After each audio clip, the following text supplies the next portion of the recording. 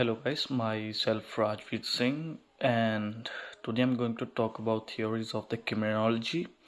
The name of the theories are structural functionalism, social stability, social organization and social control, rapid social change, social disorganization and industrialization, urbanization, migration, and traditional zone, crime, and the famous one, Chicago School of the Criminology.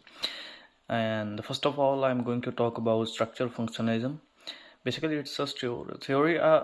Let me take an example to make it more specific and clear for you guys.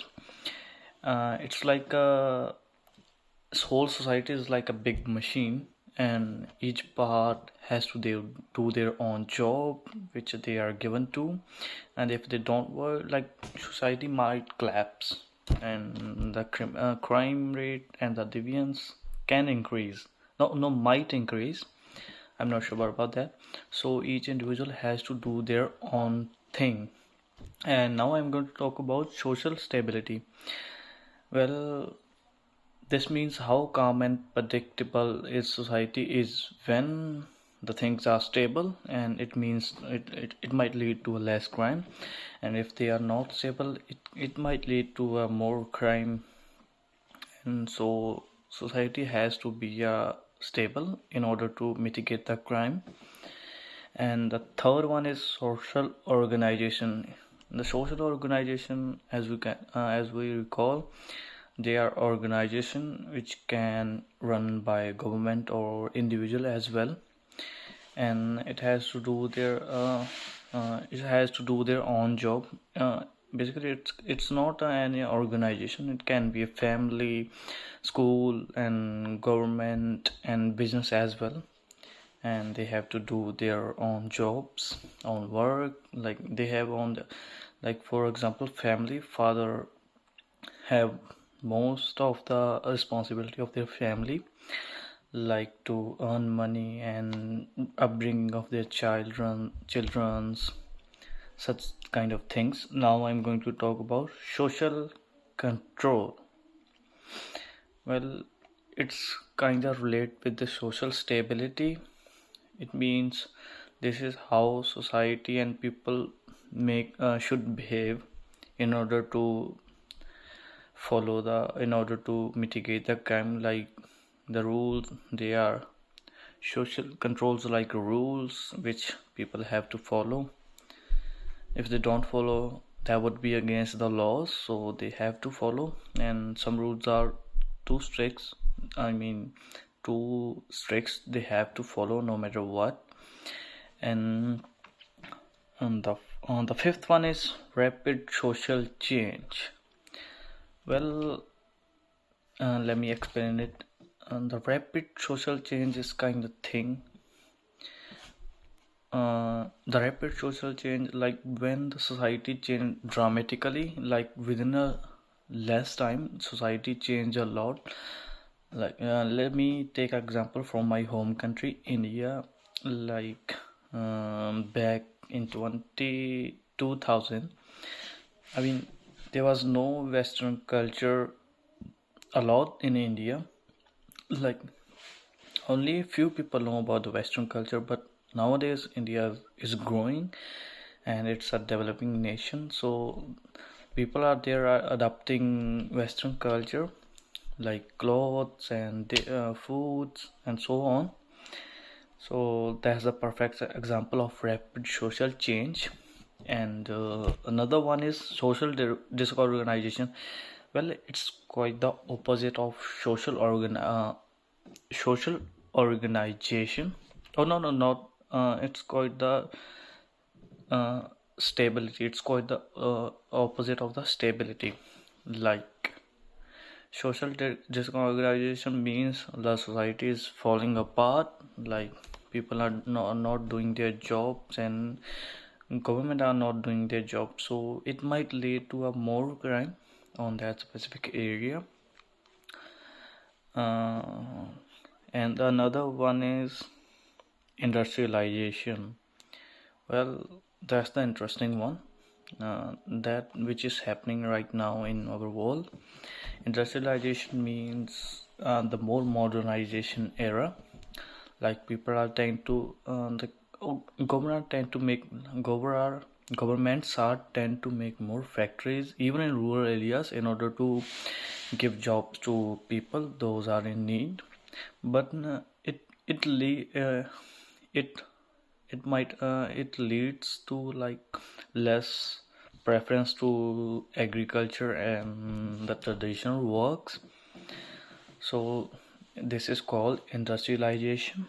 So now I'm going to talk about now now I'm going to talk about urbanization. Now I'm going to talk about urbanization. Well, urbanization is means like lots of people are choosing in a particular area. Like lots of people are migrating in specific area in order to find job and work kind of things. But it might lead to a social disorganization, as the more the people, the less they control, the less the control government have on that specific area. So it might lead to a social disorganization. Like this is called urbanization, but it relates to a social disorganization. It might lead to it. Not, I'm not sure about that. This is my perspective, first of all. And the another one is migration. Like migration means like if people are from poor area and they are well educated, so they tend to migrate to developing nation or developed nation in order to find better opportunity, better job for their career and better future. This is called migration. and and the traditional zone. Wait. The traditional zone. These are the part of the society where the things are always changing. Oh no, it's not. I'm so sorry. It's a transitional zone. This is a part of the society where the changes are and things are always changing with a lot of people moving in, moving out. So that might lead to a chaos in that specific area. So it might lead to a more crime in that specific area, like stealing and some kind of things like breaking the rules. And next one is crime. Like everyone, I mean most of the people know about crime. The crime is which we do something which is against the laws, like smoking in public places are some in some nations smoking in public places are prohibited and as well as banned. I can't say banned, it's prohibited. Like when we smoke in public transit in Canada, so it's crime here. Along with it, it's also a deviance. Deviance is not actually against laws. The deviance is a thing which like cannot be accepted by society and people.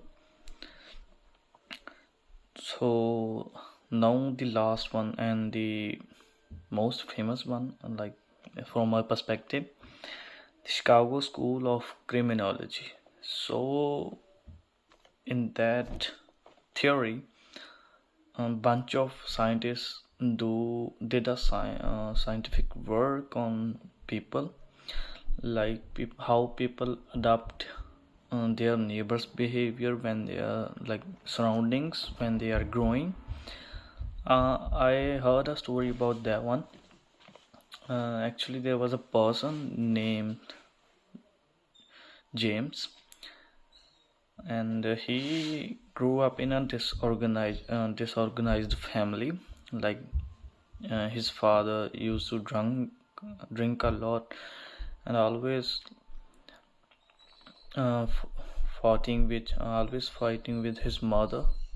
And so that he in his later life he became a criminal who used to do the burglaries and stealing on streets, and he also sleeping on the streets. After that, his one rich family adopted him, but he couldn't find comfortable himself in that comfort zone.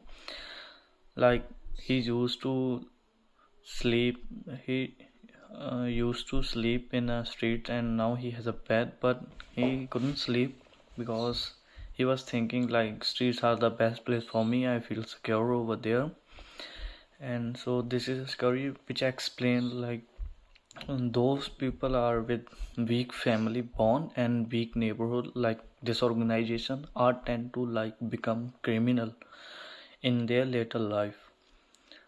So that's all, my friends.